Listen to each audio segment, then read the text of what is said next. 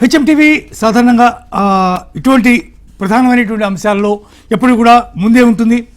గతంలోనే జంట నగరాల్లో ఉన్నటువంటి ట్రాఫిక్ సమస్యలు లేకపోతే మిగిలినటువంటి ఇబ్బందుల్ని వీటన్నిటిని దృష్టిలో పెట్టుకుని తీవ్రమైన ఇంధన ఖర్చు అనే దాన్ని నియంత్రించడం కోసం పబ్లిక్ ట్రాన్స్పోర్ట్ని ఎక్కువగా వినియోగించాలని, లేకపోతే మెట్రోలని బస్సులని వినియోగించుకుని అందరూ కూడా ట్రావెల్ చేయాలని ఇట్లా ఒక ప్రత్యేకమైనటువంటి ఒక ఇది తీసుకుని దాన్ని ఉద్యమంలాగానే నడిపింది.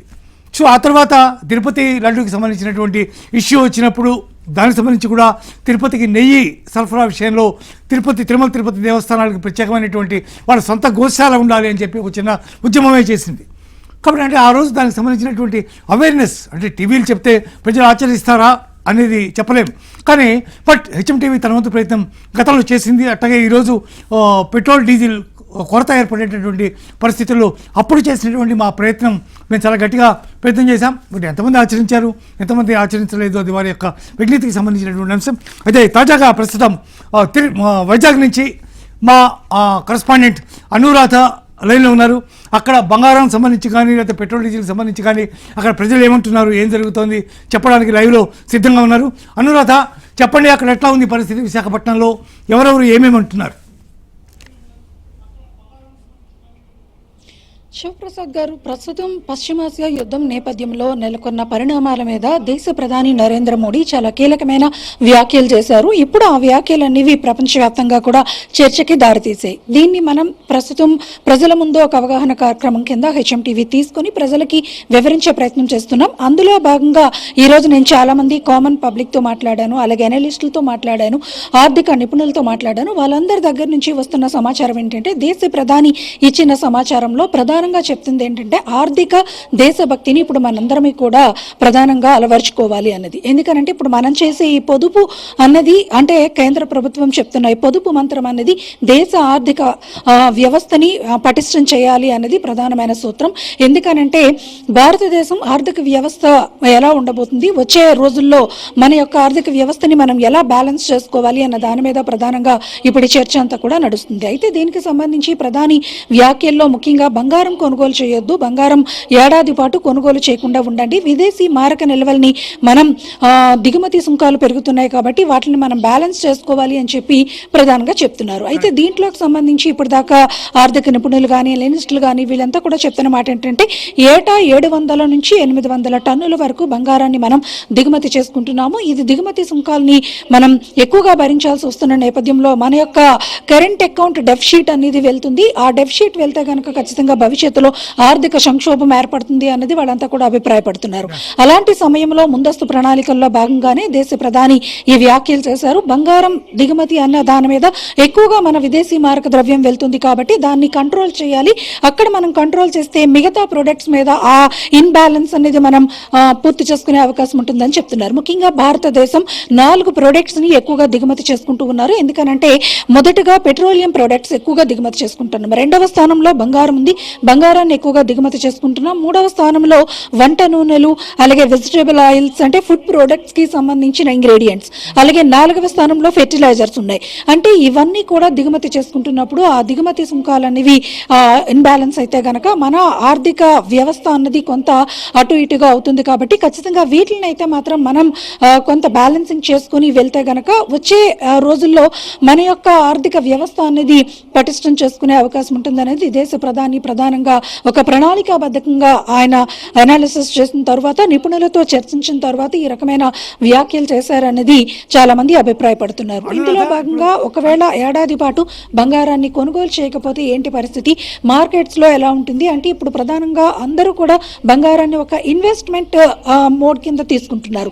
ఒకప్పుడు కేవలం ఆర్నమెంట్ కింద మాత్రమే అందరూ కూడా భావించేవారు. బంగారం అంటే అదొక ఆర్నమెంట్ గానే వాళ్ళందరూ కూడా తీసుకునేవారు. కానీ ఇప్పుడు అదొక ఇన్వెస్ట్మెంట్గా ఒక సెంటిమెంట్గా కూడా ప్రజలు భావిస్తున్నారు. అందుకనే బంగారం రేట్లు కూడా చాలా భారీగా పెరిగిపోతున్నాయి. ఈ రోజు మనం తాజాగా చూసుకుంటే కేంద్ర ప్రభుత్వం నిర్ణయం తీసుకున్న మేరకు 6% ఉన్న దిగుమతి సుంకాన్ని 15%కి పెంచింది. దీంతో ఒక్కసారిగా బంగారం రేటు పెరిగింది. 10 గ్రాముల బంగారం మీద 14,000 రూపాయలు దాదాపుగా ఒక్కసారిగా పెరిగింది. అంటే రాబోయే రోజుల్లో బంగారం ధర మరింత ప్రియమయ్యే అవకాశం ఉంది. ఆ విధంగా మధ్యతరగతి ప్రజలు బంగారాన్ని కొనుగోలు చేస్తే కనుక వాళ్ళ యొక్క ఆర్థిక వ్యవస్థల్లో కొంత ఇబ్బందులు వచ్చే అవకాశం ఉంటుంది అంటున్నారు. ముఖ్యంగా ఎక్కువ శాతం టన్నుల కొద్దీ బంగారాన్ని మనం దిగుమతి చేసుకుంటే ఆ దిగుమతి సుంకాల రూపంలో మన యొక్క ఏదైతే విదేశీ మారక ద్రవ్యం వెళ్తుంది కాబట్టి అప్పుడు మనం ఒక డెఫిషిట్ లోకి వెళ్లే అవకాశం ఉంటుంది అన్నది కూడా అంచనాలు వేస్తున్నారు.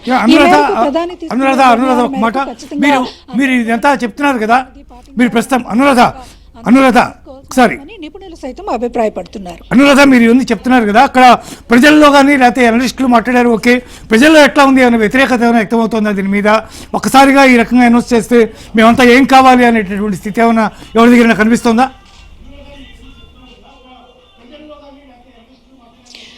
ఇది ప్రజల నుంచి చాలా మిశ్రమ స్పందన వస్తుందని చెప్పాలి. ఎందుకనంటే ఒక ఫేజ్ ఆఫ్ పబ్లిక్ అంటే కొంత ఆర్థికంగా సెటిల్ అయిన వాళ్ళంతా కూడా ఇది పెద్ద విషయంగా తీసుకోవట్లేదు. ఎందుకనంటే బంగారం మీద ఇన్వెస్ట్ చేసుకోవడం అనేది, షేర్ మార్కెట్స్ ఉన్నాయి, మ్యూచువల్ ఫండ్స్ ఉన్నాయి, లేకపోతే ఇతర ఎఫ్డీస్ ఉన్నాయి, ఇట్లా ఏదైనా ప్రత్యామ్నాయ మార్గాల్లో వాళ్ళ యొక్క ట్రాన్సాక్షన్స్ అనేవి చేసుకునే అవకాశం ఉంటుంది. కానీ కామన్ పబ్లిక్ మాత్రం ఒక ఇన్వెస్ట్మెంట్ అనగానే సేఫెస్ట్ ఇన్వెస్ట్మెంట్గా బంగారాన్ని భావిస్తారు. ఎందుకనంటే కామన్ పబ్లిక్ కొద్దిగా డబ్బులు దాచుకొని బంగారాన్ని కొనుక్కుంటే అది ఆపద సమయాల్లో వాళ్ళకి తిరిగి పెట్టుబడిగా ఉపయోగపడుతుంది. కాబట్టి బంగారం అనేది ఒక సేఫెస్ట్ ఇన్వెస్ట్మెంట్గా కామన్ పబ్లిక్ అనేది మధ్యతరగతి ప్రజలు, అంతకన్నా దిగువ తరగతి ప్రజలు కూడా భావిస్తారు. అందుకని ప్రతి ఏటా కూడా ఏదో ఒక సెంటిమెంట్తో వాళ్ళు బంగారాన్ని కొనుగోలు చేయడానికి చూస్తూ ఉంటారు. అయితే ఇప్పుడు తీసుకున్న ఈ నిర్ణయం వలన కొంతవరకు సామాజిక పరమైన అంశాలు కావచ్చు, ఆర్థిక పరమైన అంశాలు కావచ్చు, కొంత ఇబ్బందులు ఉన్నప్పటికీ కూడా ఇది మంచిదే. మన దేశ ఆర్థిక వ్యవస్థని మనం చక్కబెట్టుకోవాల్సిన అవసరం ఉంది. లేదనంటే ఆ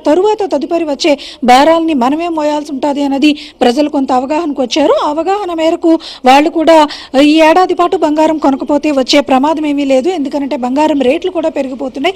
ఈ దిగుమతి సుంకాలు వీటిలన్నింటిలో బ్యాలెన్సింగ్ అయితే కనుక తగ్గే అవకాశం కూడా ఉంటుంది. కాబట్టి ఆ విధమైన రిపోర్ట్స్ అన్నివి వస్తున్నాయి. కాబట్టి ఒక ఏడాది కాలం వెయిట్ చేద్దామన్న మూడ్లోకి అయితే పబ్లిక్ అయితే వచ్చారు. కానీ పెట్రోలియం ప్రొడక్ట్స్కి సంబంధించి కానీ, ఇతర ఫెర్టిలైజర్స్ కానీ, ఇట్లాంటి అంశాలకు సంబంధించి ఆయా వర్గాలు మాత్రం కొంతవరకు దాన్ని కన్జ్యూమ్ చేసుకోవాలంటే కొంత ఇబ్బంది పడుతున్న పరిస్థితి అయితే మాత్రం కనిపిస్తుంది. ఎందుకంటే పబ్లిక్ ట్రాన్స్పోర్ట్ పెంచకుండా పెట్రోలియం ప్రొడక్ట్స్ అనేవి తగ్గించుకోవాలి, ఆ వినియోగం తగ్గించుకోవాలి అని అంటే కాస్త ఇబ్బంది పడే పరిస్థితి ఉంటుంది నగరాల్లో అన్నది కూడా కొంతమంది తమ అభిప్రాయాన్ని అయితే వ్యక్తం చేశారు. కేవలం బంగారం మీద మాత్రం చాలా మంది ఈ నిర్ణయం మంచిదే అన్నట్లుగా చెప్తున్నారు. అయితే కామన్ పబ్లిక్ మాత్రం ఏడాది పాటు బంగారం కొనకుండా ఉంటే తగ్గితే అది మనకి కూడా ఉపయోగం, లాభమే కదా అన్న ఆలోచనలో కూడా ఉన్నారు. ఏది ఏమైనా ఈ సూత్రాలన్నివి, పొదుపు సూత్రాలన్నివి మన ఆర్థిక వ్యవస్థని గాడిలో పెట్టుకోవడానికే అన్న ఒక అవగాహన మాత్రం ప్రజల్లో కనిపిస్తూ ఉంది. చాలా మంది ప్రజలు ఈ విషయాన్ని ప్రస్తావిస్తూ ఉన్నారు. అయితే కొంతమంది మాత్రం మిశ్రమ ఫలితాలను అయితే చెప్తున్నారు. ఎందుకంటే గోల్డ్ బిజినెస్ మీద చాలా మంది, లక్షలాది మంది ఆధారపడి ఉంటారు. ఎందుకంటే వ్యాపారస్తులు కావచ్చు, లేకపోతే గోల్డ్ మర్చెంట్స్తో పాటు ఆ గోల్డ్ తయారు చేసే వాళ్ళు కావచ్చు, క్రయ విక్రయాల్లో, వ్యాపార వ్యవహారాల్లో చాలా మంది దీని మీద ప్రత్యక్షంగా పరోక్షంగా ఆధారపడ్డారు. కాబట్టి ఒకవేళ బిజినెస్ లాస్ అయితే కనుక వాళ్ళంతా ఆర్థిక ఇబ్బందులు తప్పవు అన్నది వాళ్ళు కొంత ఆలోచన, ఇబ్బంది పడుతున్నారు. కానీ ఎక్కువ శాతం మంది మాత్రం బంగారం ఏడాది పాటు కొనకుండా ఉంటే వచ్చిన ఇబ్బందులు, నష్టాలు అయితే ఏమీ ఉండవు అన్న ఒక అనాలిసిస్ అయితే మాత్రం చెప్తున్నారు. Thank you so much Anuradha, చాలా చక్కటి పరిశీలన, చాలా చక్కటి విషయం మీరు తెలియజేసినందుకు థ్యాంక్ యూ సో మచ్.